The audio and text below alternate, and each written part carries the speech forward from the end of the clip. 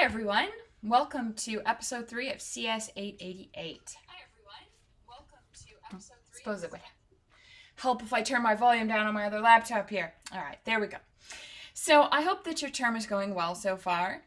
I know one of the saddest things so far for me about this term is just that we haven't been able to meet in person or discuss Stereo 3D as a group and, have discussions about it and actually see a lot of this technology in person, because we can't actually sit there in front of a 3D screen. We're all in various locations around Canada and the world. And that being said, I really do hope that you are finding the papers and content that we've been reading and presenting to be interesting. And I wanted to mention that if you have any questions about the papers or the content in general, please don't be afraid to reach out by email or Piazza and ask. In particular, if there's something about 3D that you'd like to know and we don't have any papers covering it, by all means, don't be afraid to ask. Chances are that we can have a rather interesting discussion about whatever question it is that you have. I also hope that no matter what your background in CS is, that Davis's talk last week was interesting for you. Under different circumstances, we actually would have been able to have a field trip and go to the studio to talk to him, and that would have been a really great experience, I'm sure, as I've had many such field trips in the past to such places, and I have always found them to be really, really amazing experiences. That being said, I feel like he told us a lot of wonderful stories about his experiences as a stereographer and as a creative director, working with converting some of the biggest grossing films around. And I've always, I attend a fair bit, or I have attended in the past. Obviously, right now, nobody's attending anything. I've attended a fair number of these different film industry courses and seminars and workshops and so on. And I've always found the stories that they tell to be really interesting because it's so different from our day-to-day experiences. And I hope that you found his stories of working with 3D to be very interesting. And I hope that you found it interesting to learn how 3D is actually used in industry, the way that it's treated. And I hope that it helped expose some areas of Stereo 3D to you that we often neglect, things such as conversion, which is something we don't really, I find, talk about a lot in academia, is all of the different processes involved with the conversion. Now, it occurred to me after Davis's talk that he may have used some unfamiliar terminologies. In particular, the concept of a depth script may be something that I've mentioned and you might have heard it a few times, but you may not be entirely familiar what that is. So I thought I'd take a few moments just to discuss what a depth script is and some of the issues that I see with depth scripts, because, it's almost project time and this might be something that you're interested in investigating further. So depth script is kind of a shot-by-shot description of what the depth is going to be for each of those shots. So you're looking at determining what is the most forward, so coming out of the screen point, and we're looking at what is the most background point. What is the range of depth between those 2 points? Really what we're looking at is what is the separation between the lenses going to be? So is this going to be a very, very flat scene, or is this going to be a very, very deep scene? But they're also looking at information like, where is the screen plane going to be? Now, if you've been following along with the talks of separation, you'll note that where the separation is 0, that's kind of like, we consider that to be the screen plane. And so people will place the screen plane at different areas in depth to create different effects or visual effects. Now, some of the things that's interesting is when I've just mentioned about how we handle a depth script has made the assumption that we're basing everything on reality. And the truth is, what Davis actually exposed is that we don't really do things based on reality. And it's very common to use a much larger separation for the hero character and a smaller separation for background and everything else. So everything else can look very flat, and the hero that we want you to be focusing on may be the object with much depth. And that is all part of the depth script, is they will be describing, okay, this, either the whole shot will be filmed with this separation or converted with this separation and this particular position of the screen plane. Or they might say, okay, this part of the shot will have this separation and this other part of the shot will have a different separation. And what they're trying to do with this depth script is they're really trying to so it's giving you this sense of what is the depth look and feel going to be for the shot, but for the scenes and the movie as a whole. It's describing that look and feel. And now you might be thinking to yourself, why are they doing this? Because that's not our natural experience with the world. When we go outside and we observe cars driving down the street. Sorry, I'm looking out my front window right now. If we're looking outside our front window and I see the road in front of my house, the cars don't have more depth than the houses behind them. They're roughly at the same place in depth, but the cars aren't super bulbous in nature and the house is really flat behind them. To be fair, everything to me is very flat, but for everybody else, it probably isn't. So, and then if I turn my head and look at objects in my house, the amount of depth doesn't suddenly change. I mean, the depth of the objects changes, but we're not changing the lenses or anything like that. So what people are doing with the depth script doesn't really reflect any kind of reality. But what they are trying to do is they are trying to give you a visual emphasis on a particular character, usually the hero. Now, when we say hero, we don't necessarily mean like Iron Man or Captain America. It usually means one of the main characters or the character in the scene that you should be paying attention to. That's often referred as a hero. So sometimes they use depth in the depth script to describe how the hero character is going to be emphasized with the depth. Sometimes they use the depth script to show you how the emotion is changing from shot to shot. So if you wanted to really make people feel small and insignificant as somebody is talking, then you might alter the depth in such a way to make people feel small.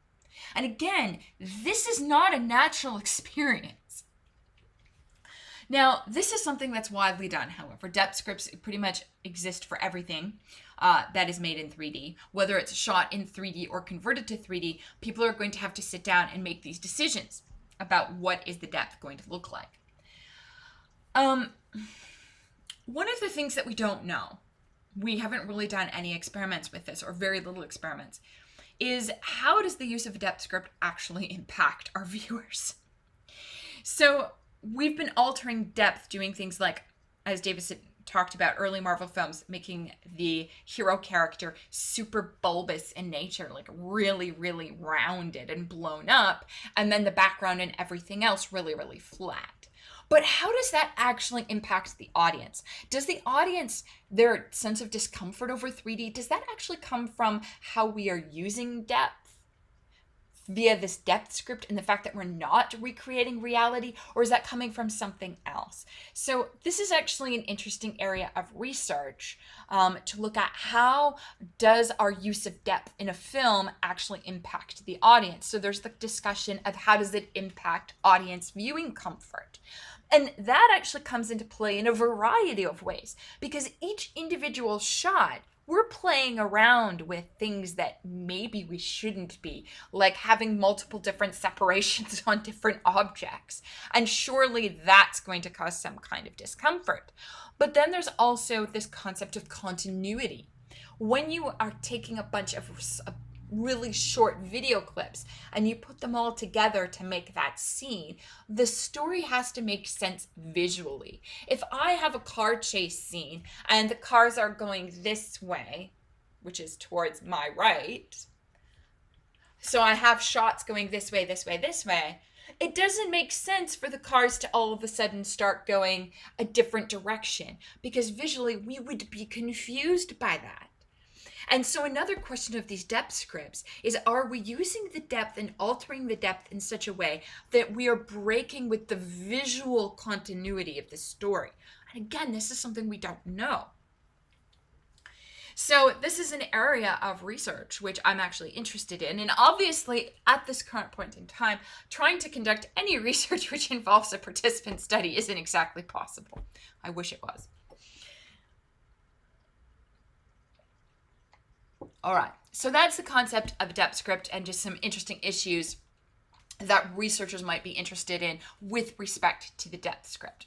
Now, one of the things that Davis mentioned, and I hope you caught on to, is that not everybody when it comes to creating a 3D movie is the same. There are certainly some directors out there who have a really great understanding of 3D.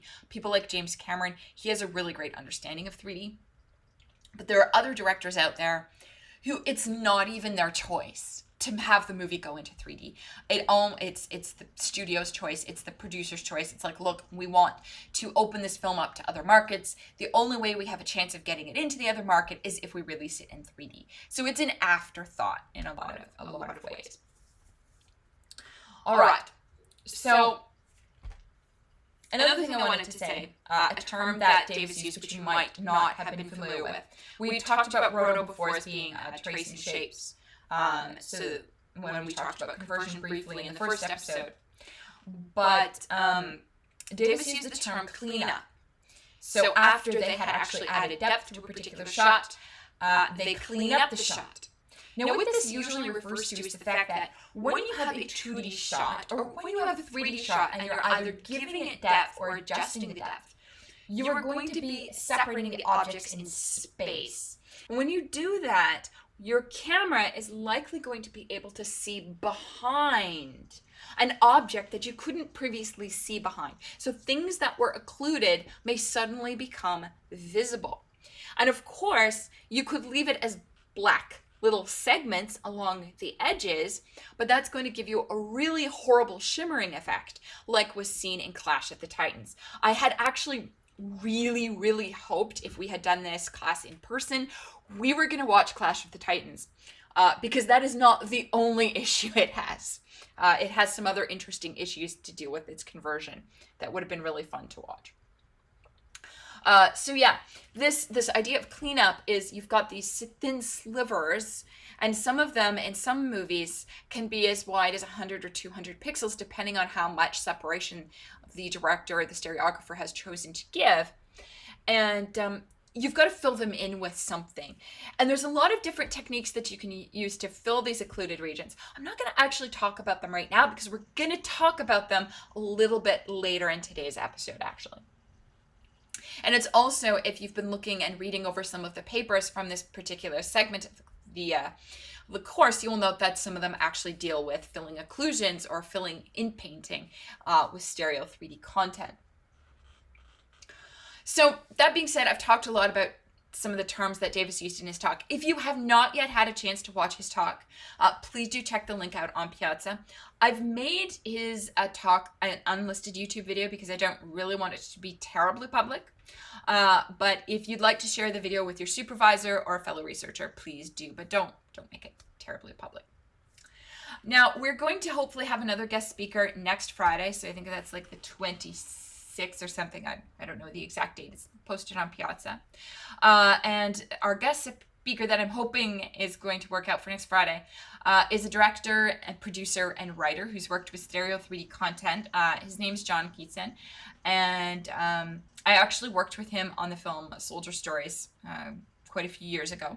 And if memory serves me, he also has some experience with VR and various different visual technologies. So he has some interesting stories to tell, I'm sure.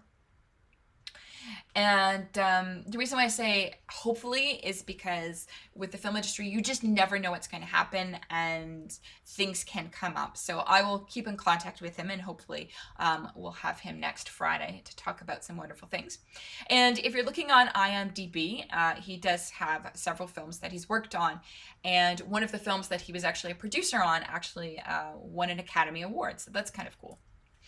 And I'm also contacting a third individual who I'd like to give us a guest talk as well.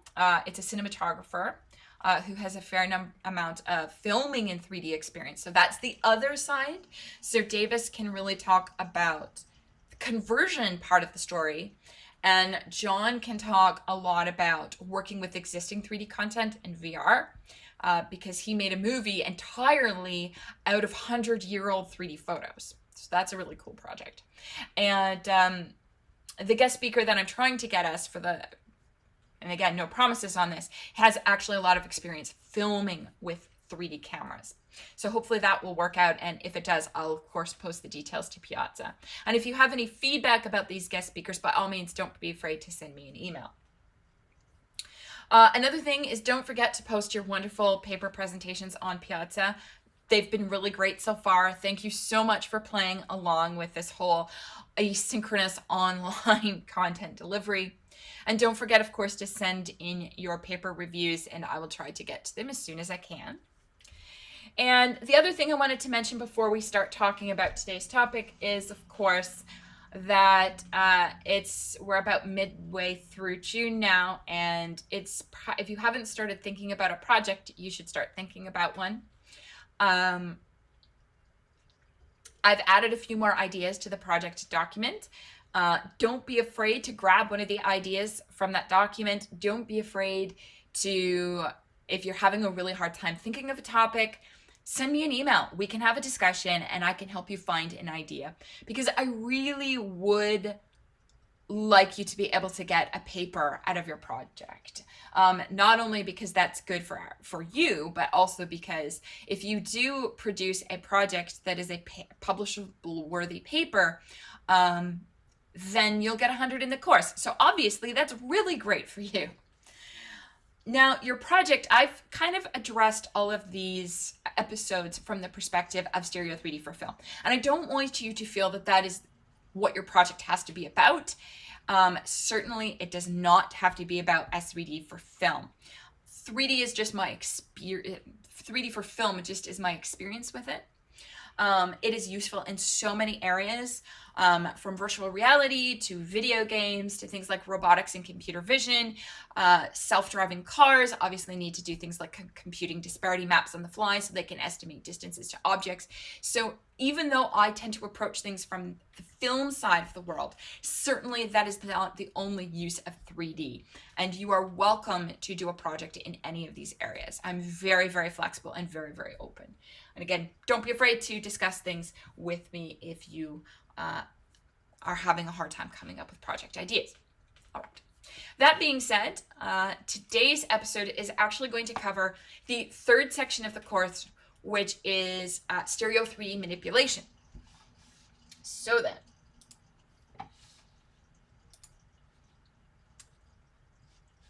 I will post these slides to Piazza, by the way, so that you can take a look at them yourself. All right. So something to think about is the first two sections of the course, the one that we're just finishing up now included.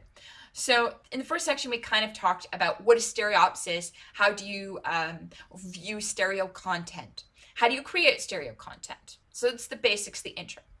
And then we have the second segment of the course is working with how do we convert 2D content to 3D, how do we adjust the depth of content, and how do we create the disparity map or actually compute the depth of objects. But now that you've got this 3D content, here's a big question. So let's suppose you're somebody and you're sitting at home, and sorry, I'm reaching up on my desk for a reason. And let's suppose you've got one of these lovely 3D cameras here, and you're just an everyday user. You take the camera home, you take the photo off the camera, what are you going to do with it? Well, if this was a regular camera, the things that you would anticipate that you could do with the photos that you take off your cell phone or your camera is you anticipate that you're going to be able to manipulate the content in some way. So for example, some kind of color filter. So you might take it into Lightroom and add some color. Or if you're a Snapchat user like all my nephews and cousins tend to be, you might want to turn yourself into someone of the opposite gender, or you might want to add animal ears and an animal nose, or see what you look up like dressed as a cheater. I don't know. I don't have Snapchat, but let's suppose you do. So you might want to add some kind of annotations or markup. Or if maybe you're more of an Instagram user, you might want to give a certain look and feel. So make it look like an old 70s Polaroid, or make it look like a 100-year-old photo by adding dust and grain and scratches and dirt to your image.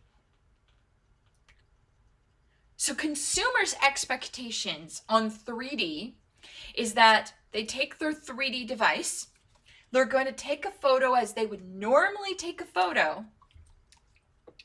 And then they're going to be able to take that 3D photo or 3D video into Instagram or into Photoshop or whatever application they use.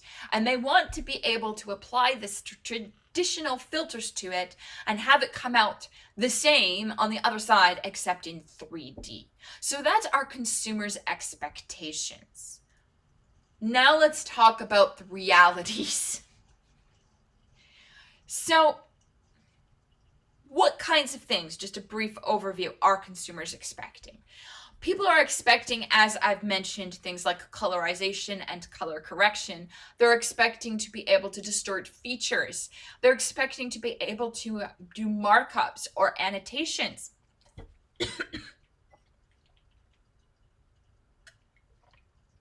They're also going to be anticipating the ability to stylize, make it look like a painting or a drawing.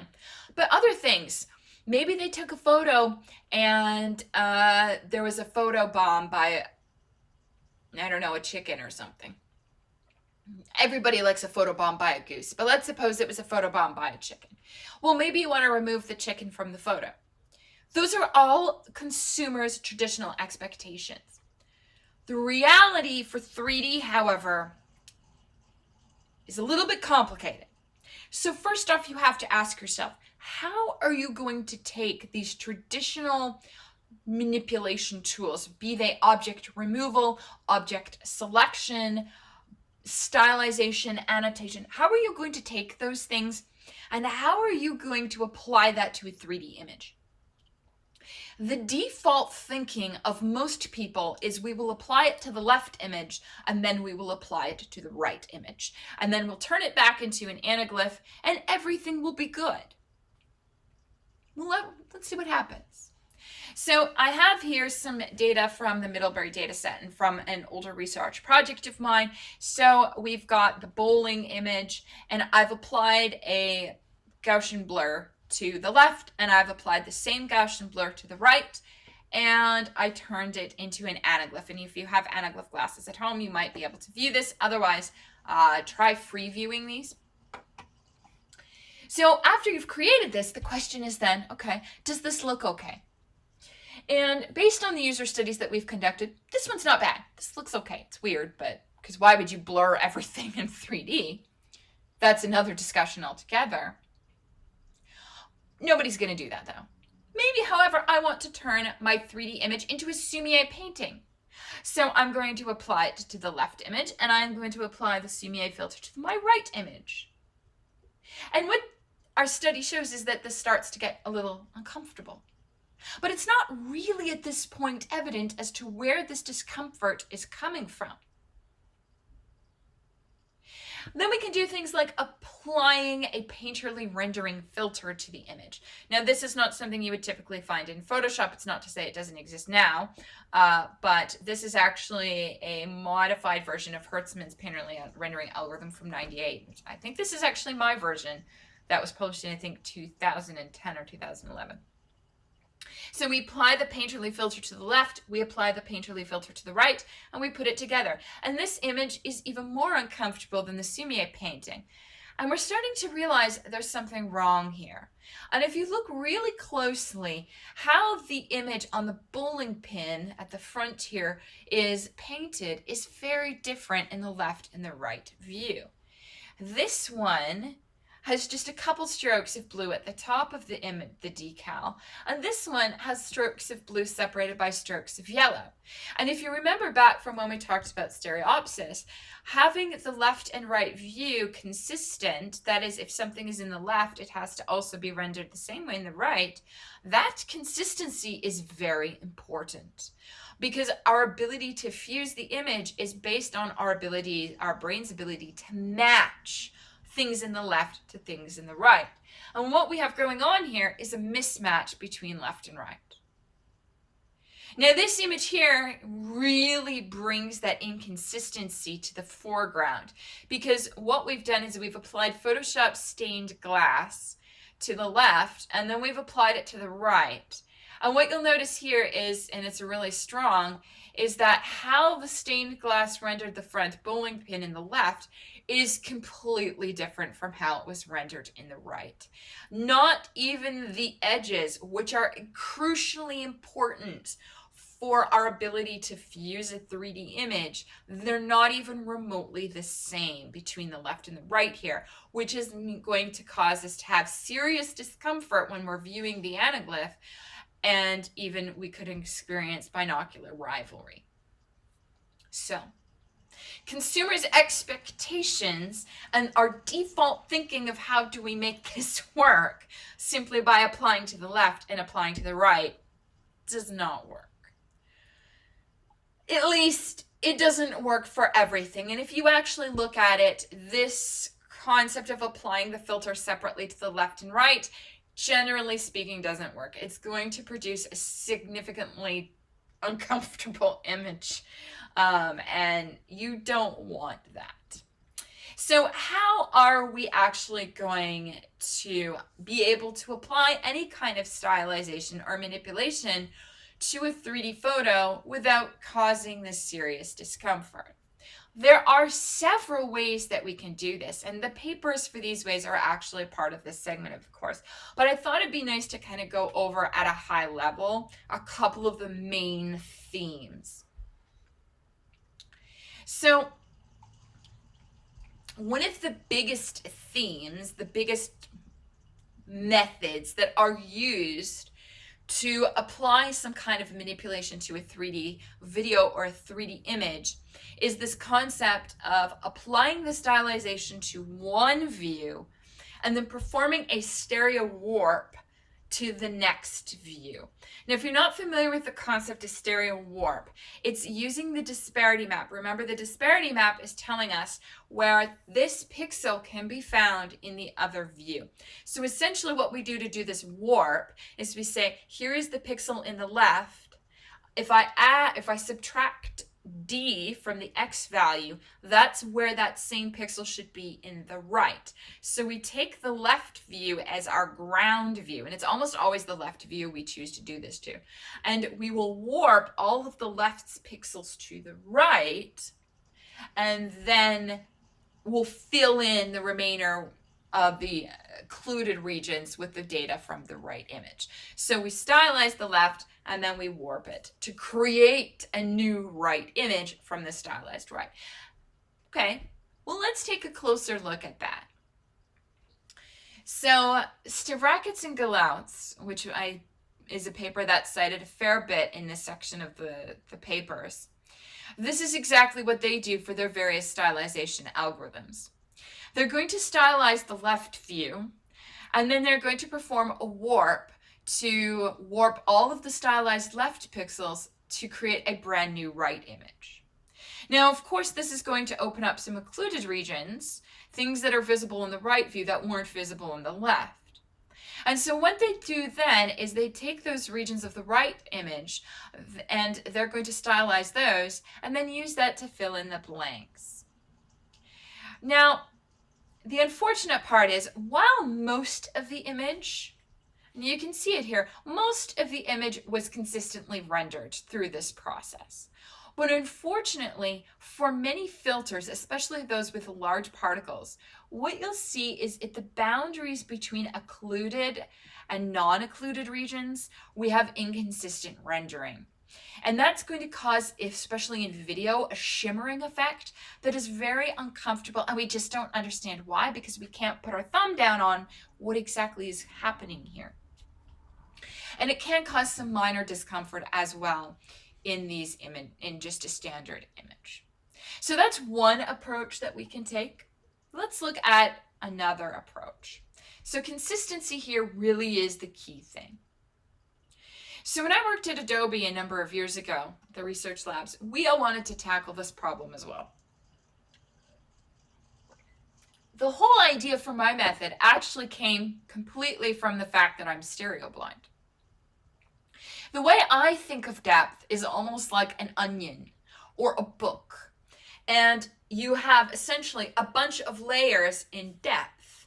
And if you peel away the first layer, you can see the things underneath. And based on that kind of layering thought and the way I think about depth, I looked at the disparity maps and I realized that if you were to take all of the left image as it is visible at disparity D, and take all of the right image as it is visible at disparity D, you can combine all of those pixels together to get the complete view of the image or your world at that depth, which is actually what's being shown here with Creepy Baby. Sorry, all of these Middlebury images we've kind of assigned nicknames to. This is Creepy Baby. It's a doll, by the way. So if you look here, there's a little blue dot under the baby's arm, and it's only visible in this view. This is actually the right view here. And then in the left view, this blue dot is visible. But this other one that was visible in the right is not. But if we take all of the pixels from the left and all of the pixels from the right at the same depth, corresponding to where that background plane, we can combine them together into an image where we see everything at that depth. So we see both the blue dot from the left and the blue dot from the right.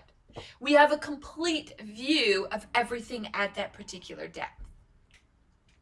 This layer-based decomposition can now be used to stylize our image and guarantee consistency, because what we did was taking all of the pixels from each layer, we stylized the layer. So each layer gets stylized, and then we are going as a whole, so left and right are being stylized at the same time with the exact same filter, because it's the same image. And then we simply cut the left back out and cut the right back out and stack them all back up on top of each other again. And because the left and right were actually stylized by the same application of the filter, you are guaranteed that your final result is consistent. So that's what we did, is we stacked those all back up again, and we are guaranteed to get a consistent stylization. And it's really easy, really, really, really easy to do. Given a disparity map and your stereo image, you can decompose it into layers. You can take the layers into Photoshop. You can take the layers into GIMP or whatever tool you have, apply the stylization, and you can hide this in a plugin if you wanted, stack them all back up again, and there you go. Guaranteed, consistently stylized image. And our user study very clearly indicated that this was significantly more comfortable than the stylize and warp. So you might be wondering, okay, so we're done. Why would we use anything else? Doesn't always work. So in particular, this method of doing layer-based stylization doesn't work for line drawing. So line drawing, you can think of that as like comic books or pen and inks, where you've got long, loose, sketchy lines. If you have those in depth, you actually want the lines to be able to come from the background to the foreground. And with the layer-based method, you're not going to get that, because they're going to be discrete little chunks flat in space, and that doesn't make a lot of sense.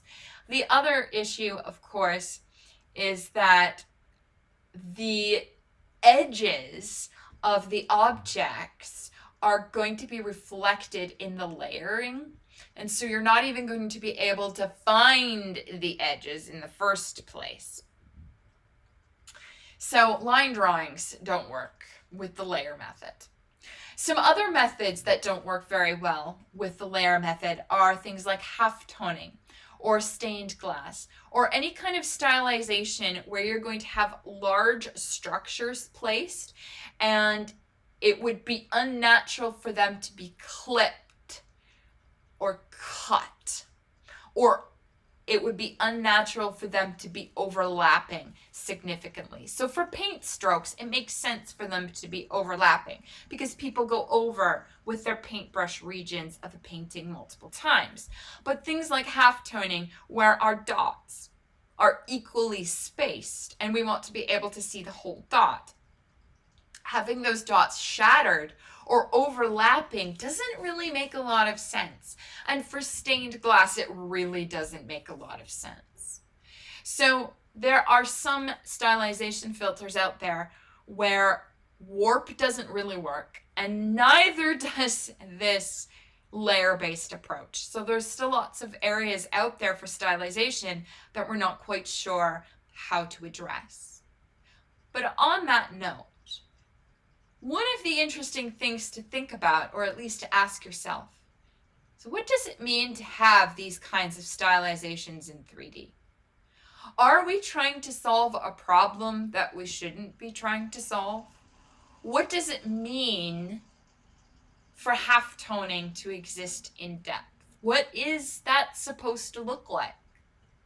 I feel like for stained glass, we actually know the answer because there's obviously Tiffany's stained glass lamps and so on. But if this was a regular image, what do we anticipate that's going to look like? Or is this a new art form we're trying to create? So there's lots of interesting discussions around some of these stylization filters. And if you're wondering, why paint an image in 3D anyways? Why not? Salvador Dali did it. And he did it by hand. So let's talk about some other things that exist for manipulating our 3D content. This is directly related to cinematography and film and photography in general. One of the things that we tend to use as a mechanism to place focus on a particular object in a scene is depth of field. So we'll have our hero or our subject matter in perfect focus, and then as objects get further away from the focal, they will be more and more blurry to make sure that we are placing our attention on the object that the photographer wants us to. So in the case of these blocks, I'm focusing on these foreground blocks D1F, not on the ones in the background, which I have no idea what they even say. So there's the discussion of, what does depth of field mean? How do we apply that to stereo 3D content? Another really big one, and I didn't have a chance, I forgot to ask Davis how they handled this at Stereo D, is film grain. And we'll talk a bit more about film grain in a minute, but a third one is a lens flare. What do these mean in 3D, and how do we handle them in stereo 3D? So first off, depth of field, as you've probably guessed, is not a natural human experience. If we look around a room, the object we are looking at isn't in perfect focus and everything else so blurry, we can't tell what it is. Our experience, for the most part, unless of course you take your glasses off if you're far nearsighted, our experience is you look out the window and everything is in focus. So this concept of depth of field isn't really reality to start with. But in 2D, it is a very effective tool to drawing the viewer's attention to a particular thing in the scene. Now, what's interesting is this is actually really easy to render consistently in stereo 3D. You can use the layer approach that I've mentioned. I've used it very successfully.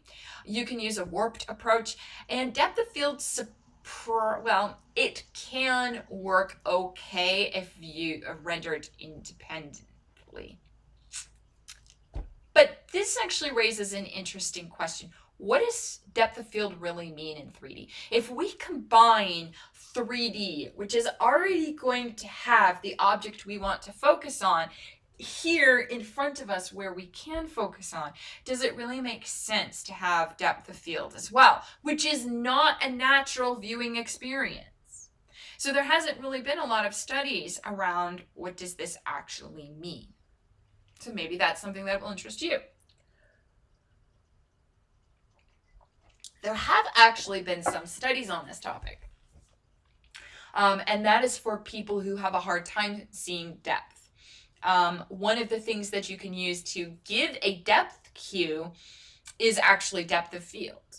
So that's kind of an interesting thing. But it also raises an interesting question. For individuals who can see depth and have really good stereopsis, if you have the focal point of the image where the depth of field is clear, not matching the stereo 3D, does that cause some serious discomfort? I bet it does. So what does it mean for depth of field to exist in 3D? Then we have something that is very difficult to deal with in 3D, and that is the concept of film grain. Now, film grain is actually a really old idea, and it's actually a byproduct of the film you are using or the capture plate. And this kind of has its history in traditional film, where you have these silver, I don't remember the exact chemical name for it, but you've got these silver crystals on the film plate, and they have a certain size and a certain shape. And the processing of the film will cause these crystals to give the film, the rendered film, an actual grainy appearance. And what's interesting is Fujifilm has a certain grain appearance, and Canon film would have a certain, Kodak film has a certain grainy appearance. And you can actually tell, okay, well, this is this particular kind of film just based on the grain's shape and density and so on and so forth. Now, capture plates, things like CMOSs and CCDs inside of digital cameras, actually have grain as well. This can come in the form of bad pixels, how those technologies actually work, because it's not some of them don't do every pixel is capturing red, green, and blue. Some of the pixels are only doing red, some of them are only doing green. It's like a pattern, and then there's an algorithm that runs that combines the colors, and that can introduce grains. Low light situations can introduce really grainy situations as well. So this grain, this kind of it looks like dirt. And there was a picture here. You can see here in this low light situation, it looks very sandy, very dirty. That's grain. So this is a very old concept. Now, here's the interesting thing. Grain is not as visible on a digital device as it is with physical film. And more we are moving away from physical film towards digital devices. The question, though, is how do we deal with the appearance of grain in stereo 3D? Now, you might be sitting there thinking to yourself, why don't we just get rid of it? Because it's just a byproduct. That is a totally valid response. And in fact, I actually believe that is the only correct answer. And hopefully that will make sense in a minute. The issue is that many directors, people like Christopher Nolan, really like film grain. It gives a certain gritty appearance. It gives a certain emotional appearance to your film. And so what usually happens now is when we film in digital, we add grain back in. So we actually add artificial film grain to give that old, gritty appearance. So how do you handle that in 3D? Here's the problem. So in 2D, it's just something that's there. What are you going to do in 3D? So one approach that people take is view-dependent grain. So the left view will have its separately rendered grain, and the right view has a separately rendered grain as well. And they don't match, so they're not consistent with each other. The problem, of course, there is that even though the grain isn't terribly visible and it's kind of uniformly distributed over the images, you have the potential for altering the comfort level of the image, because you never know if that grain is going to actually have you don't really know what kind of an impact it has on how we fuse the image. Another thing that people do is they do consistent grain. So they will render the grain identical in both left and right views. The problem with consistent grain is you are actually assigning the grain a depth. So usually that depth is that you're essentially creating what's known as the shower door effect.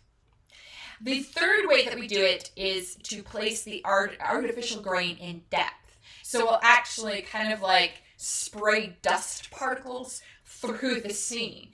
But again, by doing so, we've assigned meaning to the grain. Because in the first case, view-dependent grain, that gives us this discomfort because the grain doesn't match the left and right, and it might give subtle fusibility problems. With consistent grain, where it's rendered the same in both views, you've assigned all the grain a specific depth. Usually it ends up looking like we're looking through a dirty shower door. That's weird. I don't want to look through a dirty lens.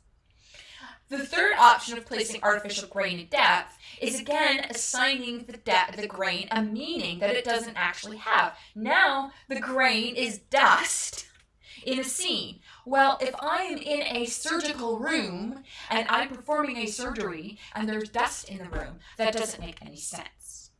This is actually something that there have been a few papers about, and if you're interested, I can point you in their direction. It wasn't at a conference, but I do think it was accepted in a journal. I was one of the reviewers years ago. So this is actually a really interesting problem with 3D is how do you handle film grain? Number one, what does it mean to have grain in 3D? But number two, how are you going to render it such that you're not making it uncomfortable and you're not giving the grain a meaning that it doesn't have? So that's an interesting manipulation. Yeah, I had all of that written on the next slide, by the way. Place artificial grain and depth is one of those WTF moments, because what did I just do? Film grain is just something that's a product of the film. Why did I just make my room dusty? So another one here, which is along the same lines as film grain, is lens flares. There are many films out there that make liberal use of lens flares. In particular, J.J. Abrams is particularly well known for using lens flares in the reboot of the Captain Kirk Star Trek movies. The lens flares are everywhere. If there could be a flare, there it is, there it is, there it is. Lens flares are not natural. If you're looking outside, you don't see lens flares. Lens flares are actually products of the lenses. It's the internal reflections of the light coming in and hitting all the surfaces of the lens.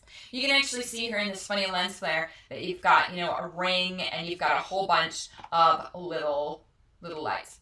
And they can sometimes still have hexagonal shapes. It depends on the lens and so on. Okay. Directors very clearly, or at least some directors really like lens flares. They make sense in 2D, even though they're not a natural experience. I kind of feel like they make sense to us in 2D. We understand that the light is shining in and creating these sparkling, glowing worlds. But what does it mean in 3D? And how do we render this in 3D? Do we make it a shower door effect? Or are we going to assign each of these little plates a depth? What does that even mean? So this is one of those really complicated ideas. This is an expectation that consumers have on what you can do with 3D, but we now have the question of how are we going to handle this in 3D, and what does that even mean in 3D? Interesting problems. Now that's not the only issue that we have with 3D. It's just, stylization, film grain, and so on. We also have this concept of object removal. So let's suppose that you've taken this photo of the creepy baby. It's very creepy. It looks like an angry baby. It ate something it didn't like. Actually, you probably took a toy away from it. And you want to remove the creepy baby from the picture. Now, if this was a standard 2D image, we'd open up Photoshop, we'd lasso select or quick select the creepy baby, and we delete it, and then we'd use content-aware fill, and it would intelligently fill in the region back here, probably with the map, but not always guaranteed. Sometimes content-aware fill messes up. But how do we do that in 3D? Because there's a lot of problems that actually have to be solved here. So one of the first problems with object removal in a 3D image is you have to be able to select the object in both the left and the right, because you're not just removing it from one image now. Now you need to remove it from the left and the right image. So I've got to, I did this in the GIMP rather hastily, I've got to select the object in the left image, so I snip, snip, snip, snip, snip, and then do I have to manually select it in the right? Because you don't want the consumer to really be aware that the image they're working on is different than a traditional 2D image. Or do you? That's an interesting question. I know personally I don't want to have to select the object in both images, because if I have to select the object in both images manually, the chances that I inconsistently select them is really, really high. And that's going to cause issues later on with comfort. So somehow we're going to select the object in depth and remove it. This is actually the subject of one of the papers for this section of the course. The product was some research out of Adobe Research Labs, Scott Cohen and Brian Price, who are lovely, lovely individuals. So we've got to select the object in depth. And then we've got to make sure that how we've selected it in the left, we've selected it the same in the right. Once we've managed to figure out how can you consistently select an object in depth in both images, we can delete it. That part's fairly simple. Or is it? Well, delete's simple. But the select part has a lot of complicating factors that you may not have thought of. Now, most photos that we think of are generally quite clear. I want to tell you a little secret about film, though. So I had the opportunity, I have not worked at Stereo D, I worked at Generate, which doesn't really exist anymore, but it was another stereo conversion studio. And they're owned by Prime now. One of the things that I learned while doing some of this conversion and working with actual films, in particular, I was playing around a lot with Maleficent and Jupiter Ascending, things that you expect to be in focus because it's the object, the hero object, aren't actually in focus. So they actually have quite blurry edges. How do you select an object, even in a 2D image, that has a blurry edge? That's an interesting problem. Now with 2D, I feel like you can get away with selecting the outer region of it and then just removing it and doing an extra large fill. But can you get away with the same idea in 3D? Because what's interesting is that area that's blurred in 3D, now we have this concept of occluded things. When I remove an object from the scene, it may expose things where that could be behind it. If you can think of it this way, if this is the object, my hand is what I'm removing, and the cup is partially visible, when I remove my hand, this part of the cup that was occluded should now be visible, except I have no data here because it wasn't in the image. But that blurred edge has some of the content I want. So is there a way that I can separate the blurry foreground object from the background so that I can keep the background? That's actually some of the work I was working on at Generate. So selecting objects that may not be in focus, that is a very difficult problem. This also brings up how do you deal with objects that have occluded regions. So maybe the object in the left has something that's occluded that is actually visible in the right. How do you handle the selection of an object that is slightly different in its appearance in the left and right image? That's pretty tricky. How do you also handle selection of objects with transparent or translucent regions? So this is, again, there are some very complicated issues with object removal to take into consideration. Let's suppose, however, that you've managed to find a way to select the object. If you can select the object, you can obviously hit delete. How do you fill the hole that's left? So if I cut out the creepy baby and this is the background here, I want to replace the cyan now with some color that's meaningful. How do I fill this hole? If this was a 2D image, I would apply content aware fill, and it would probably fill most of it with the map. It might fill it somewhat with this weird thing the baby was sitting on. But in 3D, this is an interesting problem. Content aware fill is not aware of depth. What content aware fill does is it searches the image for patches which are similar to the little patch here at the edge. And when it finds a patch that is very similar, it will fill it in. And then it kind of fills in from the edges with content from the rest of the image that kind of matches what we know so far about the whole. Content-aware fill is not aware of depth, though. And so if we apply content-aware fill to a stereo 3D image, we're going to get data from the foreground being pushed into the background. That doesn't make sense.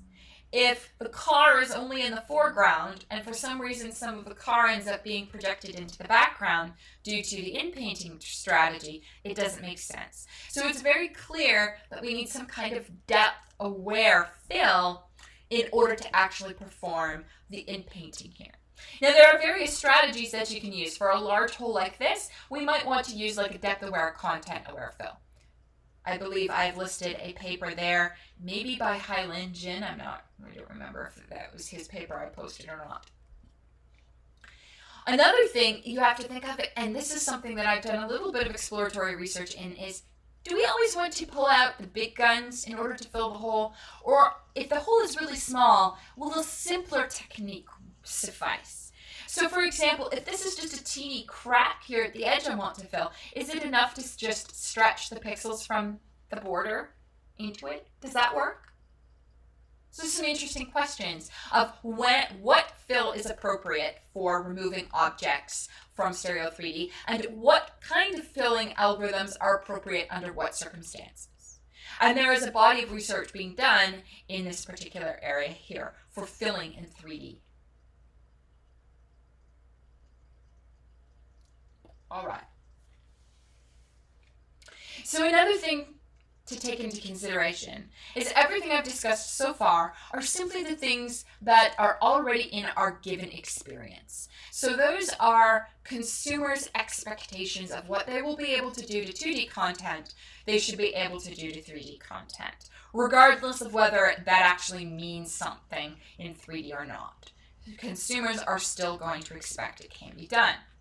But now that we have 3D, we have to ask ourselves, is there anything new that we could do that we maybe couldn't do before? So some of the things that we might want to do with a 3D image that we can't necessarily do with a 2D image, well, for one, if we have a 2D image, we might want to actually give it depth. So that's the process of conversion. If we have a 3D image, however, maybe we want to adjust the depth. That's something in a 2D image we don't have to worry about because the image is flat. So it inherently doesn't have any stereopsis. It does have monocular depth cues, but it doesn't, because there's no two images, a 2D image doesn't have that.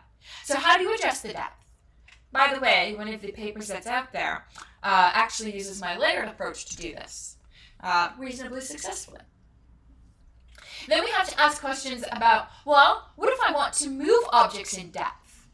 For example, instead of adjusting the depth of the whole image, maybe I just want to move the car from the background to the foreground. Maybe the person who's throwing the ball, maybe I want the ball to look like it's further forward than it actually was. Maybe I want to play around with the depth. So maybe I want to add an object at a specific depth. So maybe I have a picture of my desk here, and maybe I want to add a statue, but I want to add it in depth at the background. So having stereo actually opens us up to a lot of other different kinds of manipulations that we might want to do. How do we do that? So there's lots of interesting things to read about in this particular section of the course. Now, to end up this episode on, there's one last thing I want to mention, and that is all of the techniques that I've talked about so far today really need one thing. They need a disparity map. So whether you're trying to select and remove objects, whether you're trying to in-paint and clean up an image after removing or adjusting the depth of something, whether you're trying to stylize, whether you're trying to annotate, add film grain, generally speaking, every single one of these methods in this section requires the depth or disparity map to work. And that is why it is so important that we find methods for producing quality disparity maps. All right. So that's it for today's episode. So this is episode 3 of 4. Our next episode, I will post the date. It will be sometime in July. And in that episode, we will be talking about perception and other uses of Stereo 3D. Once again, I hope that you have been enjoying the course content so far. If you have any questions or feedback, by all means, please drop me an email. I'm always interested to hear what you have to say. And if you have any feedback about our guest speaker, again, drop me a line. I'd love to hear anything you have, any comments that you have. I will keep you up to date on our future guest speakers, and keep up the excellent video presentations. And I can't wait to see the projects that you end up working on. And if you're looking for project ideas, don't be afraid to reach out. So we'll see you for episode 4 sometime in July.